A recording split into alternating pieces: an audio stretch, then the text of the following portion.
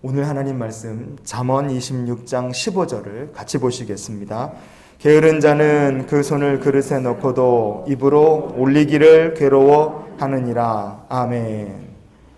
도대체 왜 게으른 사람은 그릇에다가 이렇게 손을 넣는데도 입으로 올리기를 괴로워할까? 이게 무슨 의미일까요? 먹는 것이 귀찮아 할 정도로 그렇게 게으른 것인가? 아니면 뭔가 다른 이유가 있어서 괴로워하는 것일까? 오늘 말씀을 같이 묵상하며 우리를 향하신 하나님의 마음을 나누기 원합니다. 자, 본문을 보면 그릇이다 이렇게 번역된 히브리어 본문이 바살라하트라는 말입니다. 바살라하트. 두 가지 뜻을 갖고 있습니다. 하나는 뭐냐면 그릇, 접시 그런 뜻이에요. 또 하나 뜻이 있는데 영어로 하면 bosom, 가슴, 품, 속마음 이런 뜻을 이 바살라트라는 말에 갖고 있습니다. 킹 제임스 성경을 보면 이 부분을요. 게으른 자는 자기 손을 그의 품에 감춘다 이렇게 번역해 놨습니다. 그래서 우리말 성경하고 번역해 놓은 결이 약간 다릅니다. 우리가 계속해서 게으른 자의 영적 상태에 대해서 이렇게 살펴보고 있지 않습니까? 근데 아무리 사람이 게을러도 죽지 않으려면 먹어야죠. 그러니 먹는 것마저 게으르다는 것은 이해가 안 돼요.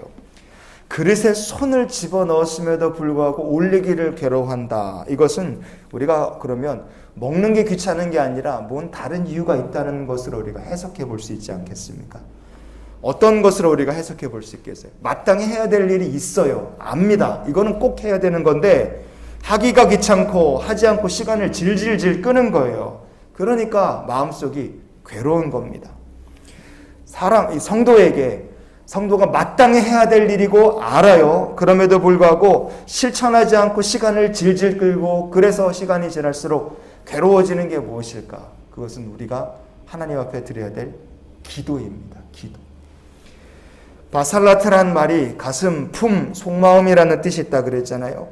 성도가 마음속에 이거 기도해야 될 일이구만 이렇게 생각이 딱 들어요. 마음속에 품고 있습니다. 왜냐하면 마음속에 근심이 생겨요. 걱정스러운 일들이 이렇게 눈앞에 있는데 이거 기도해야 될 일이라는 걸 자기가 압니다.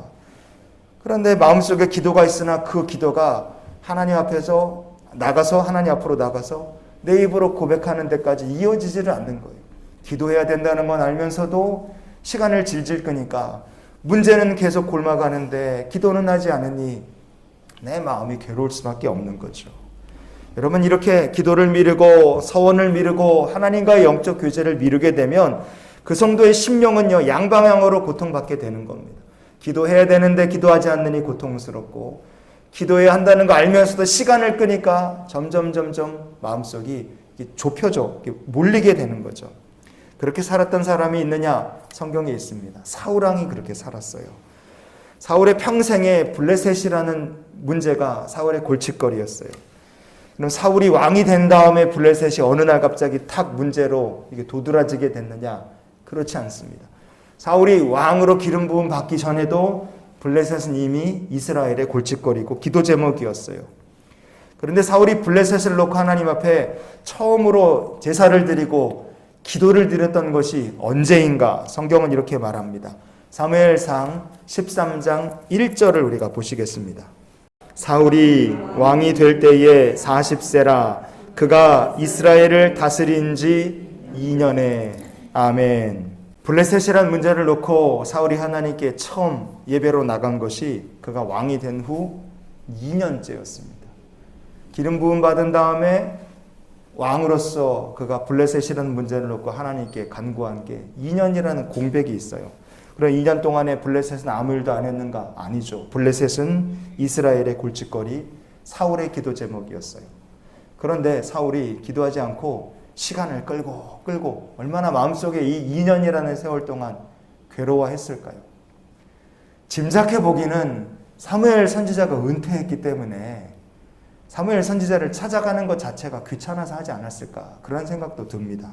결국 블레셋이라는 문제를 놓고 하나님 앞에 즉시 신속하게 나가지 못했던 사울은 나중에 그 블레셋 때문에 전투에서 스스로 목숨을 끊어 이 세상을 비참하게 떠나고 말았어요. 성도 여러분, 우리가 영적 게으름을 살펴보고 있는데요. 영적 게으름 중에 최고로 안 좋은 게 뭘까요?